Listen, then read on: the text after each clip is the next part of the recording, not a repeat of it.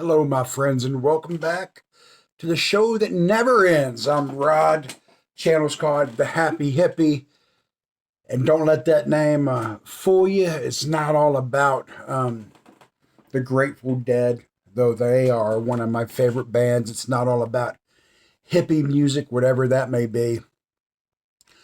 Being a hippie is a state of mind. If you believe that war is wrong and that racial prejudice is wrong and sexual discrimination is wrong, then you're probably a hippie too and you just don't know it. Anyway, this video is about 10 albums I don't own. Five I don't care about, and five that I want to get, but for some reason I keep putting it off, sometimes for years, whatever the reason may be. And I'm going to start off with the first five that are really popular albums I hear about, and I just don't have them. They're not for me or for whatever reason.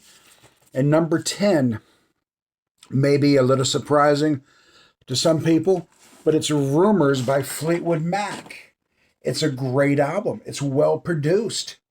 The songs are written well. They're great songs on there. I'm burnt out on it. I've owned it twice. I had a OG copy, still had the hype stickers on it, still had the poster that came with it, and I sold it. I sold it, man. Then I got it a second time. And I've told this story a couple years ago. A young lady in town was looking for it.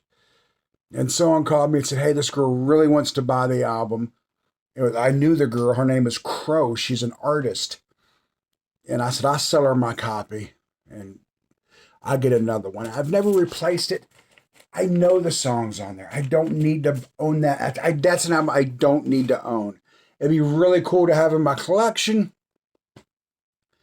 I don't have it. I'm okay with that. The next one is another album I see, number 9, Kiss Alive. Ron Haggerty, man, one of my buddies, Ron Haggerty.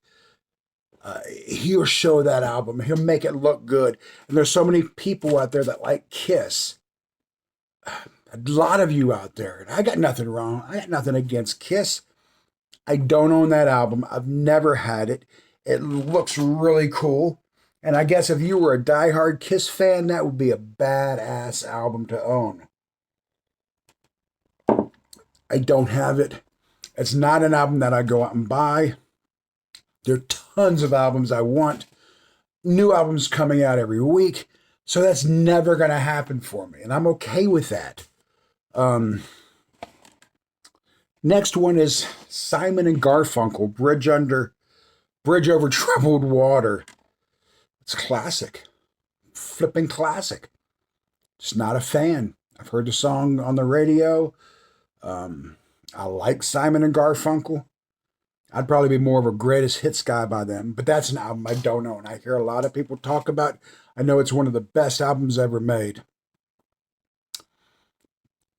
Coming in at number 6 is Back in Black by AC/DC. I had it on cassette when it came out. I think I was in 9th grade.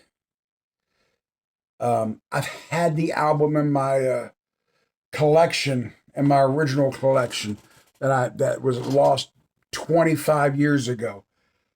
It's an album I don't need to go back and revisit. I know the songs in my head. It was fantastic when I was young. Solid album. Every song on there, I knew by heart. I would love to have it back one day. I don't own it because it's not a priority. Well, no album's a priority, man. You know, your family businesses, your priorities, man, your health. Albums are just for fun, but as far as the albums go, it's not one that you know what I'm saying? I'm going to go out and buy that over this album or that album. Guns N' Roses. I'm counting them up, make sure I'm doing them in order. Guns N' Roses, Appetite for Destruction. Had it on cassette when it first came out.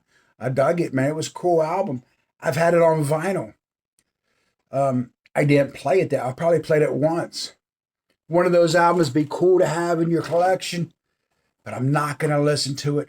A friend of my daughter's came over, Darian, with her boyfriend. I've known this girl for 15 years, since she was like 10 years old. Her and her boyfriend are just getting into vinyl, and they only have like 5 or 6 albums. And they both mentioned that they love ACDC or Guns N' Roses. They love Guns N' Roses. So you know what, man? And I dug it out. And I gave it to them. Y'all can have it. They're going to enjoy it a whole lot more than me. It's been probably about a year. I haven't missed it one time. So it's an album I feel I don't need. Now, the next 5 are albums that I want either for the first time or I want them back. Okay. Prince's 1999. Again, one I had when it first came out. Great album. I played it on cassette from front to back, both sides. I loved it. I think Prince is wonderful. I got to see him in concert. It was the tour after Purple Rain. Yeah, it was a tour after Purple Rain. Wonderful performer. I love 1999. I've almost bought that several times, but I keep putting it off because there's something else that I want, because I know that album so well. You're looking for something new sometimes, and it kind of gets pushed to the back, thinking I'll get it one day. One day I will get that back. London Calling by The Clash. Fantastic album. Was in my original collection way back then. Again, I don't know why I don't own it. I guess because I know it. And you think, man, I'm going to get that one day, but I want to check this out or that out. London Calling, not in my collection. Why? Stevie Wonder, The Key of Life. Comes with the 45. I had it, and I traded it away to a friend of mine not recently, about 3 years ago, for an album I wanted. That was just part of the trade. I forget what the heck I was trading for. And I wish I wouldn't have done it, because this was like an OG copy with the damn 45 that was with it. Key of Life is definitely one I want back. Captain Beefheart, Trout Mask Replica. I've never had that album. I've streamed it, man. I'd love to get it. That's a classic. I know so many people out there have it in their collection. It's almost cliche. But I want to be cliche. I want that album, and I don't have it. And it's crazy that I don't. I mean, there's no reason why.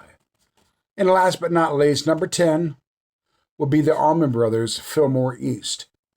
I don't have it. Would love to have it.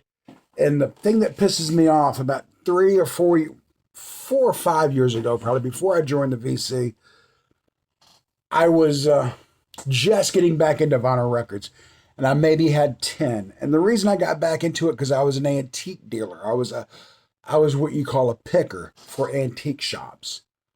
And every week I was out picking. And my daughter was with me sometimes, my son-in-law, and a couple buddies. We had trucks, and that's what we did. And we sold to the antique shop to sell.